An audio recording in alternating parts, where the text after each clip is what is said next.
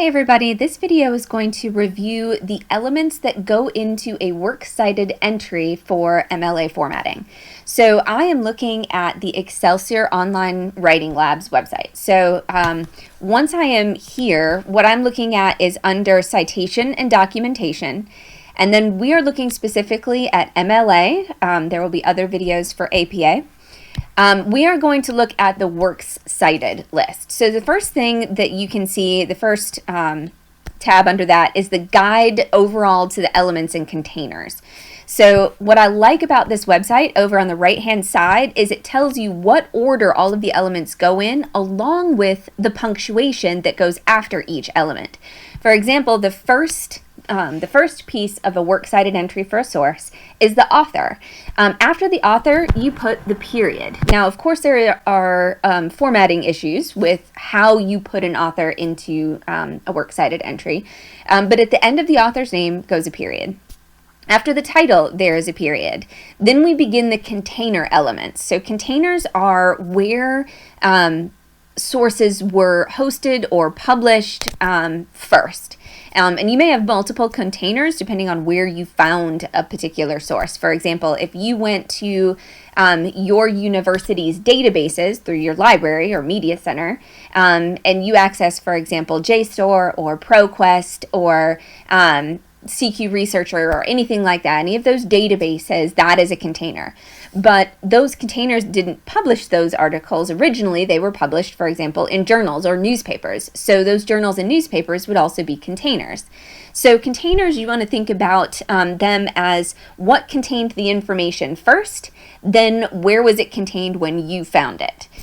Sometimes you'll just have the one container, particularly for websites, but sometimes if you are looking through databases, then you would have a second container. So titles of containers get commas. Other contributors like translators or editors would get commas after them. Version numbers, that would be a volume.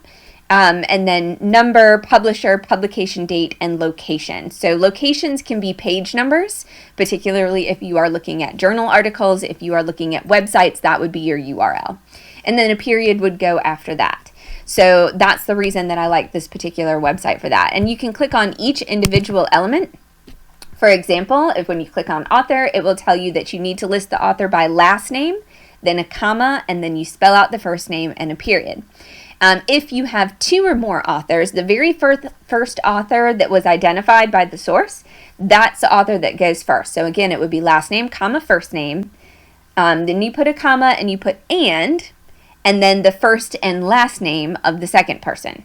So the second person's name doesn't get flipped around. They get to keep their name the way it normally is. So if it was John Doe and Jane Smith, then it would be Doe, comma, John and Jane Smith. And then a period would go at the end. If you have three or more authors, MLA says to use et al. So you put last name, comma, first name, then you put a comma and the words et space al period, et al period. And then if you've got two sources by the same author, the first article gets the author's name, last name, comma, first name. And then underneath that, you use 3 dashes and a period, and you don't list the author's name again for the other article that they wrote. So if you've got 2 articles by John Doe, then the second one, you replace his name with 3 dashes. That just tells me as a reader, hey, it's the same author, but just a different source. Titles. This is always going to have something, and it's usually in quotation marks. If it is a book, it would be in italics. Otherwise, it's going to need quotation marks. And then titles of containers. So this would be newspaper titles. This is usually where you see italics. So if you are using a newspaper or a journal article, the journal articles and newspaper names get italics. The title of the article itself gets quotation marks. This could also include website or like titles of TV shows. So the episode title is in the title space with quotation marks. The TV show title is the container title, and that gets italics. And then you would put a comma after that. You can see an example here is a newspaper article, the newspaper name in italics. So the article titles get quotation marks. The publication container gets italics. The way to remember the difference between italics and quotation marks, if it is something that is not published standalone, so you couldn't go find this singular item in print by itself. So like a newspaper article, you don't find just a printed article, you find the whole newspaper. So short little things that don't get published by themselves, those things get quotation marks. Italics is used for the big containers, the standalone items. So the name of the newspaper itself, the name of the journal itself, those are the things that get italics. So little short things, songs, TV episodes, articles, poems, short stories, those things are little, they get quotation marks. Big things like book titles, newspapers, journals, those kinds of things get italics. Other contributes are going to be like editors, or other contributors are editors or translators, and you usually identify that. Now, I see this more with YouTube and people citing from YouTube or Hulu or Netflix or whatever.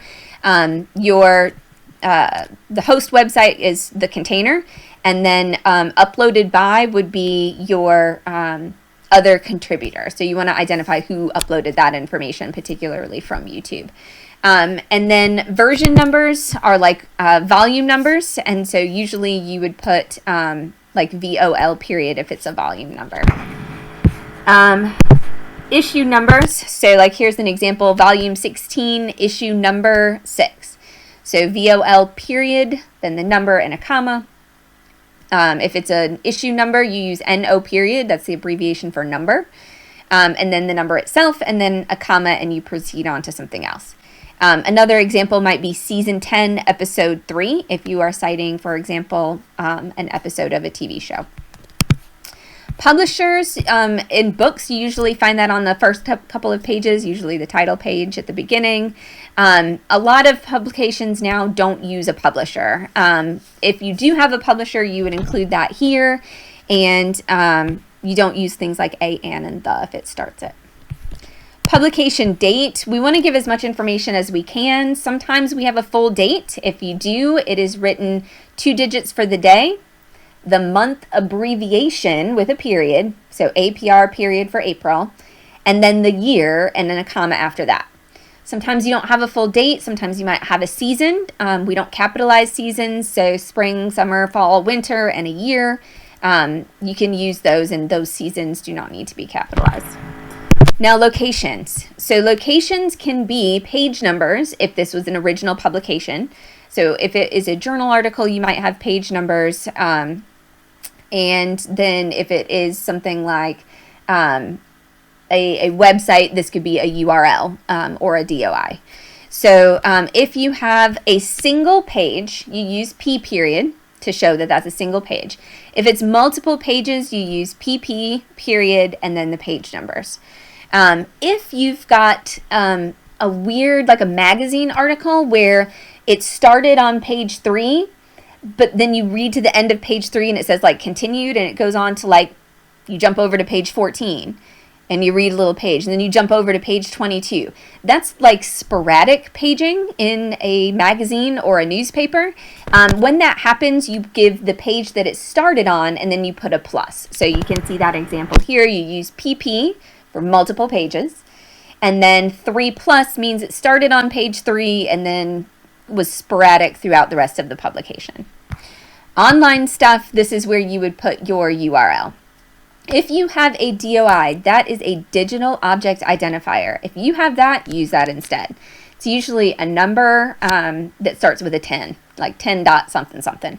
If you have that, put DOI : and then that number. If there is a permalink, you can use those. If you don't have either of those, then just using the website URL at the top is fine. Make sure, though, that you go up to the top and you use copy paste to put that into your document. You cannot put google.com. You cannot put, for example, I could not put owl.excelsior.edu. I have to have this specific website so that when I, as the instructor, click on that link, it's going to open the actual page that you were citing from. So it has to be the URL at the top of the page. If you are using the hyperlink, then keep the whole URL. If you are not hyperlinking, then you can delete the HTTP part.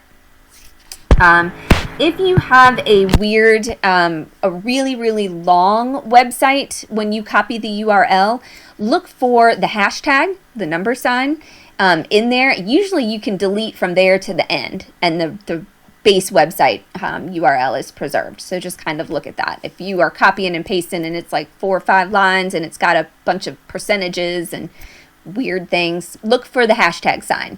Then delete from the hashtag to the end, and that will preserve your base URL for your citation purposes. So the best thing about the Excelsior Online OWL is that you can click on all of these different types individually to look at what these would look like. There are going to be some videos that touch on things like citing from Google Scholar, PubMed, and Science Direct, because those look a little bit squirrely sometimes. So if you are trying to figure out, hey, you know, how do I cite a website, you can go here and click on web page, and it will tell you the elements that you're looking for. It gives you an example to use as a model, and then if you click where it says elements, it'll tell you exactly in this sample one what they used. Keep in mind that not all of the elements are going to be used in every citation. You might not have translators, you might not have volumes or issue numbers, and that's okay. If you don't have something, just skip it. Move to the next thing. Really pay attention to the punctuation. Punctuation is important, as is how you capitalize. So I hope this is helpful, and look for other videos, particularly if you are trying to cite from an online journal article that you accessed through an open source database. Have a good day.